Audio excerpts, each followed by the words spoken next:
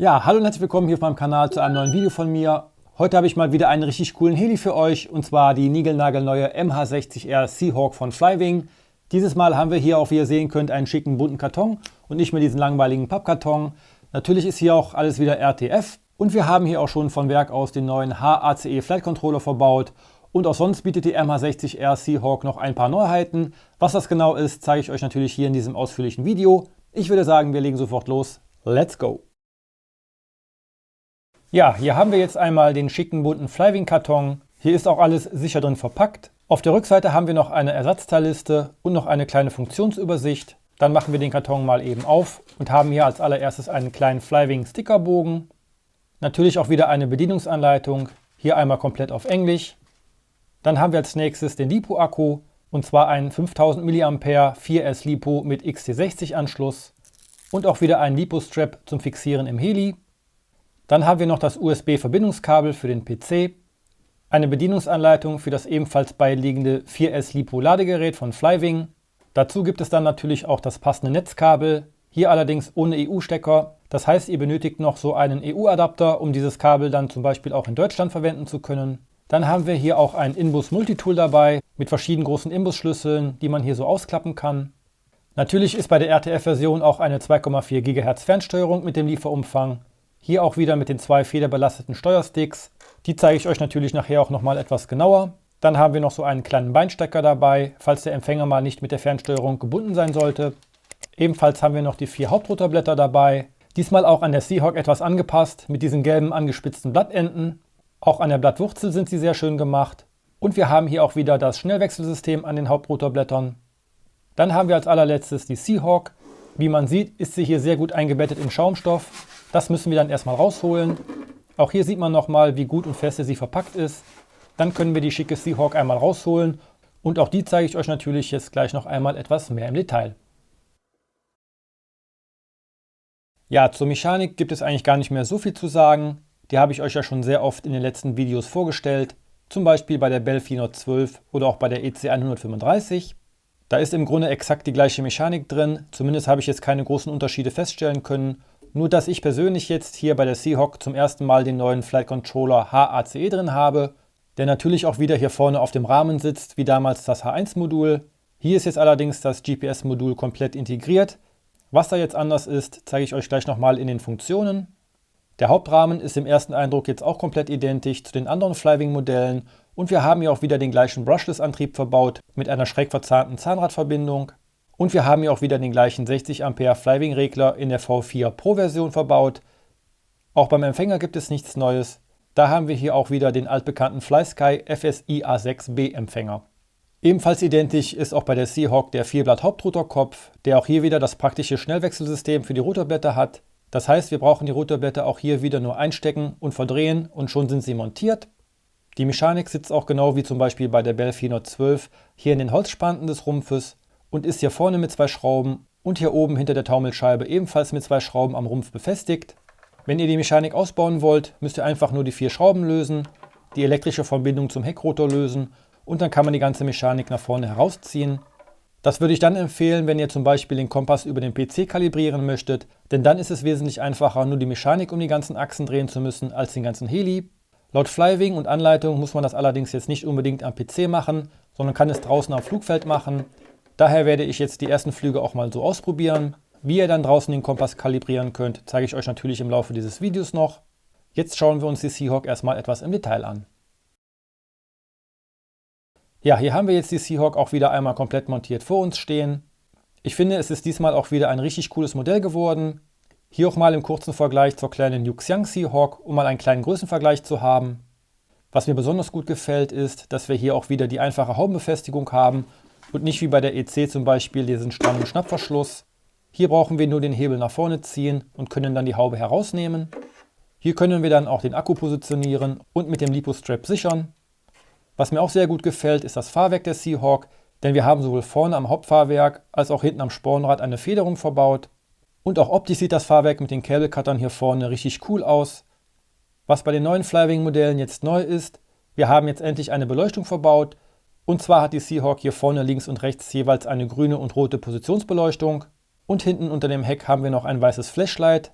Diese LEDs dienen teilweise auch als zusätzliche Status-LED für den Flight Controller. Das zeige ich euch gleich nochmal in den Funktionen. Ansonsten haben wir hier, wie ich finde, eine sehr schöne Rumpfform. Wir haben hier natürlich auch zum Glück wieder einige Nieten angebracht. Ich habe jetzt hier die graue Navy-Version. Ich werde euch aber in einem weiteren Video auch nochmal die rot-weiße Version vorstellen. Flywing-typisch haben wir hier jetzt natürlich nicht allzu viele kleine Details angebaut, aber trotzdem finde ich hier oben den Turbinendom zum Beispiel sehr gut gelungen. Vor allem auch die hinteren Abgasrohre von den Turbinen sind sehr schön geworden und haben auch sogar ein paar Konturen angeformt. Auch hinten das Heckleitwerk gefällt mir sehr gut und ist auch relativ detailliert gemacht worden mit den ganzen Sicken und Nieten. Hier oben haben wir dann auch wieder den üblichen Brushless-Motor verbaut, der hier auch der gleiche ist wie zum Beispiel bei der Bell 412. Dieser sitzt auch Seahawk-typisch auf der richtigen in Flugrichtung rechten Seite. Allerdings haben wir hier nur leider einen Zweiblattpropeller, im Gegensatz zum Original, der ja einen Vierblatt-Heckrotor hat. Die Lackierung ist auch sehr gut gemacht worden. Auch die Farbübergänge gefallen mir sehr gut. Die ganzen Decals und Beschriftungen sind auch sehr schön gemacht worden, wie zum Beispiel hier hinten der Skorpion. Die Scheiben sind hier auch wieder klar ausgeführt, sodass man wieder auf die Mechanik bzw. auf den Akku gucken kann. Hier könnte man gegebenenfalls noch ein leichtes Cockpit einbauen. Die Rotorblätter sind wie eben schon gesagt ja auch der Seahawk etwas angepasst worden. Die haben jetzt hier vorne diese Abknickung dran und auch an der Blattwurzel haben wir ein paar kleine Details angeformt. Und die sind auch bei der Seahawk ein kleines bisschen länger geworden, sind aber auch wieder halbsymmetrisch und im Kern natürlich auch verstärkt. Mit den etwas längeren Hauptrotorblättern kommen wir bei der Seahawk jetzt auf einen Rotorkreis von ca. 830 mm. Die Seahawk hat eine Länge von 860 mm und ein Abfluggewicht von 1,7 Kilogramm. Ja, ich denke mal, allgemein zur Fernsteuerung muss ich gar nicht mehr so viel sagen. Das ist genau die gleiche Fernsteuerung, die bei den anderen Flywing Helis auch immer dabei war, und zwar die FlySky FSI6S. Daher gehe ich jetzt hier nur auf die Neuerungen ein und vorweg gesagt, weil das schon öfters mal gefragt wurde, ja, man kann die FlySky FSI6S in alle 4 Steuermodi umstellen. Das kann man dann hier im Menü in den Systemeinstellungen unter dem Punkt Stick Mode umstellen und mechanisch hat die ja sowieso vom Werk aus alle 4 Steuerachsen mit Federrückstellung, daher muss man hier mechanisch nichts umstellen. Hier oben haben wir dann wieder die üblichen 4 Schalter, die für den Flug relevant sind. Die sind aber jetzt bei den Helis mit dem neuen HACE Flight Controller etwas anders belegt. Und zwar haben wir hier rechts jetzt die erste Änderung bei dem kurzen 2-Stufen-Schalter, der vorher ja für den automatischen Rückenflug zuständig war. Hier haben wir jetzt die Schalterstellung Off und C-Turn.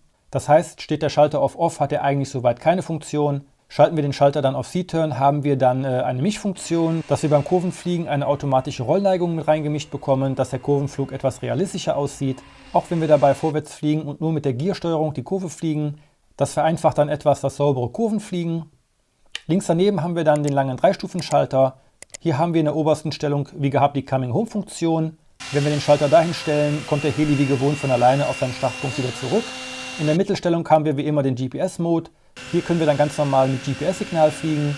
Und in der dritten Stellung haben wir diesmal auch eine Neuerung. Hier haben wir nicht mehr den freien 3D-Mode, den wir früher immer hatten, sondern wir haben jetzt hier von Werk aus schon den einfachen ATTI-Modus. Das heißt, hier ist der Heli immer noch stabilisiert und hält dabei automatisch die Höhe, aber ohne GPS-Unterstützung. Das ist auf jeden Fall eine nützliche Änderung.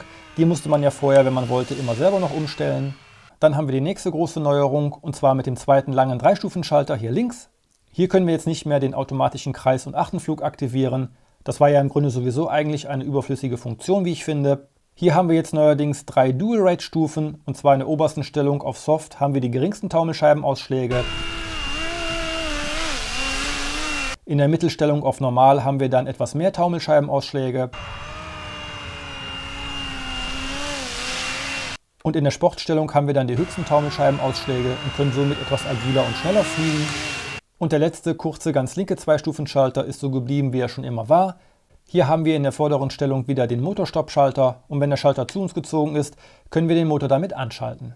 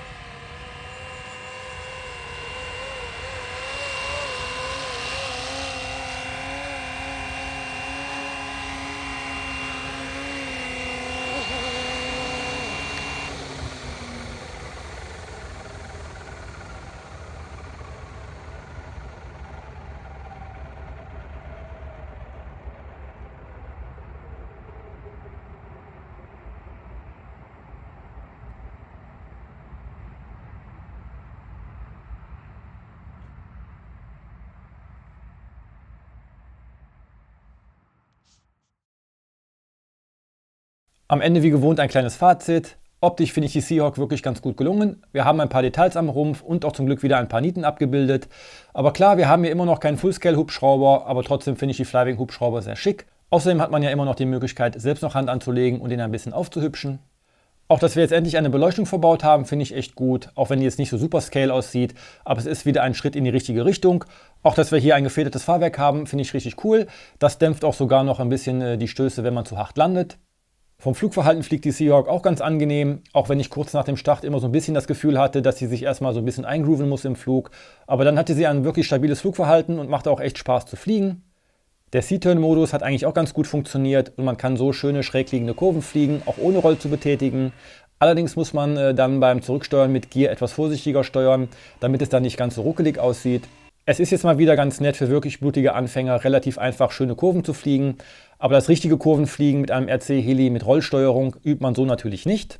Was ich beim neuen HACE jetzt ganz gut finde, dass man den Kompass auch offiziell ohne PC auf dem Flugfeld kalibrieren kann. Das heißt, man braucht nicht zwingend einen PC oder die Software runterzuladen. Auch dass jetzt werkseitig schon der ATTI-Modus anstatt des 3D-Modus eingestellt ist, finde ich auch sehr gut. Allerdings ist jetzt scheinbar der ATTI-Modus im Sender bei dem Wert 1000 und nicht mehr wie vorher bei 1400, was ich auch etwas komisch fand, aber es war definitiv der ATTI-Modus an, als ich den Schalter im Flug darauf gestellt habe.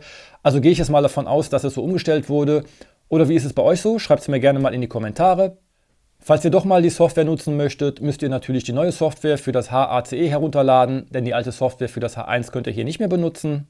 Was mir am Ende noch etwas komisch vorkam, ich aber nicht mehr richtig nachvollziehen kann, wie es vorher war, ist, dass die Blattwurzeln jetzt so viele Druckstellen haben. Ich weiß aber wie gesagt nicht mehr, ob das vorher schon so extrem war. Ich finde, dass das eigentlich auch viel zu gleichmäßig aussieht, als dass das jetzt beim Fliegen passiert ist.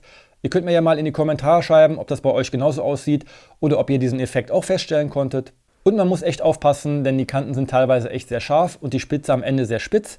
Also da vielleicht ein bisschen aufpassen beim Händeln oder beim Montieren, dass ihr euch da nicht verletzt. Ansonsten würde ich sagen, was das jetzt wieder mit dem Video. Ihr kennt das ja schon. Lasst mir gerne ein Like da, wenn euch das Video gefallen hat. Abo und Glocke nicht vergessen.